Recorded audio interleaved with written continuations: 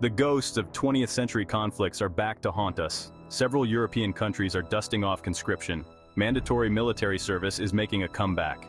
Russia's invasion of Ukraine has cast a dark shadow over Europe. We're diving into this conscription conundrum. Which countries are bringing back the draft, and what does it mean for Europe? Buckle up. Things are about to get interesting. Mandatory military service isn't a new concept. For centuries, it was a fact of life for young men in many parts of the world. After the fall of the Iron Curtain, many European countries phased out conscription. Recent events have forced a rethink. The annexation of Crimea in 2014 and the invasion of Ukraine in 2022 sent shockwaves through Europe. Suddenly, large-scale conflict feels real. Lithuania and Sweden have reintroduced conscription. Finland, which never abandoned conscription, is doubling down on it.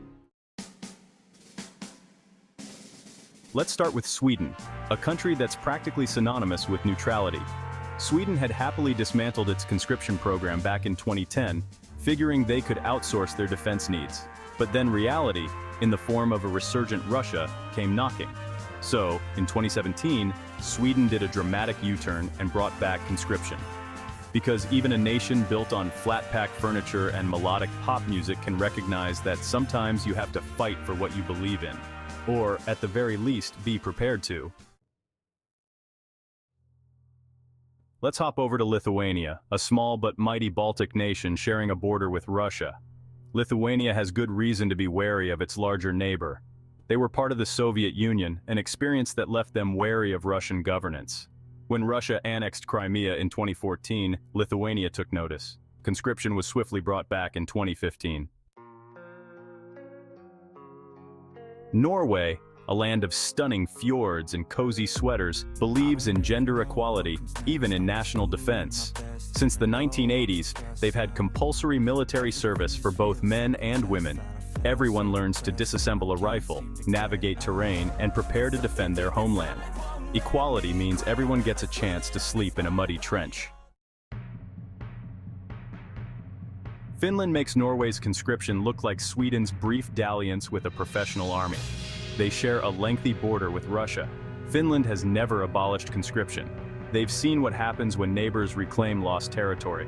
While others downsized, Finland kept their conscription program. Living next door to a bear means being prepared. Moving south, we come to Poland, a country familiar with the crosshairs of history. In response to Russia's assertiveness, they've bolstered defenses and increased military spending.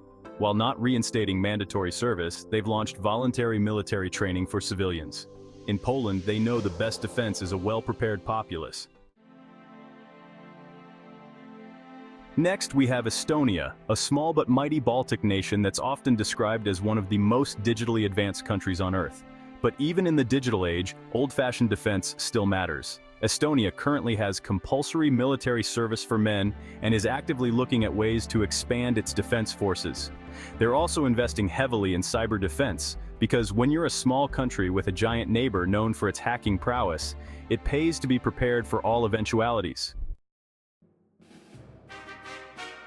Now let's head over to Germany, a country that has a, shall we say, complicated history with conscription.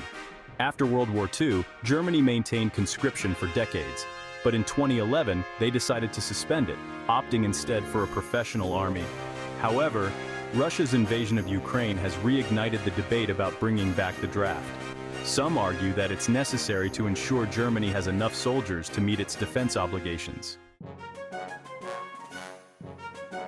Finally, we come to France, known for its cuisine, fashion, and unique national service.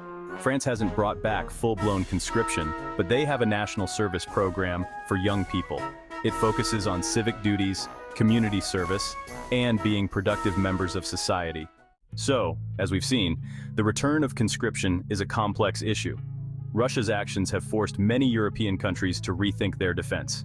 NATO has been busy beefing up its presence in Eastern Europe, deploying multinational battle groups to deter further Russian adventurism. So there you have it. A whirlwind tour of Europe's conscription conundrum. The return of the draft, even in a limited capacity, is a stark reminder of the world's volatility. As tensions simmer in Eastern Europe, the specter of conflict looms large. For many young Europeans, mandatory military service is daunting. It highlights the real threats many countries face. Stay informed, stay safe.